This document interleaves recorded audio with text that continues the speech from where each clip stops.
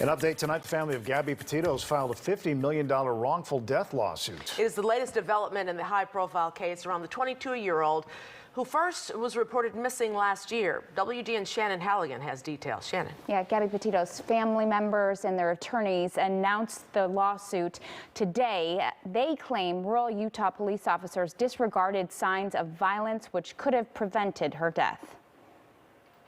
This is body camera footage when Moab police officers pulled over Gabby Petito and her boyfriend, 23-year-old Brian Laundrie. Witnesses had claimed the two were fighting. The couple were separated that night, but no one was ever cited for domestic violence. Petito's body was later found on the edge of Grand Teton National Park in Wyoming. Her cause of death ruled strangulation. Now Petito's family members say Moab police failed to do their job by disregarding signs of violence officers should have been trained to notice. She could have been protected that day.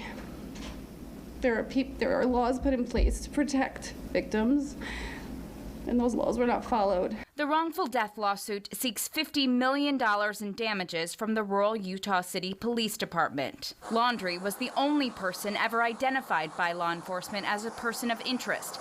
He died by suicide and reportedly left a note admitting he killed Petito. If the Moab police had followed the requirements of the Utah law, the Utah statutes on domestic violence, Gabby would still be alive today. Petito's father said the lawsuit isn't about money, it's about accountability and stopping this kind of violence. Some things need to change, and I guess there's been some things in the past that I have read and changes haven't happened, and those changes need to come. And unfortunately this is the way that's the best way to have those changes made. The city of Moab responded in a statement expressing sympathy for the families, but said the officers are not responsible for her death. Quote, the attorneys for the Petito family seem to suggest that somehow our officers could see into the future based on this single interaction. In truth, on August 12th, no one could have predicted the tragedy that would occur weeks later and hundreds of miles away, and the city of Moab will ardently defend against this lawsuit.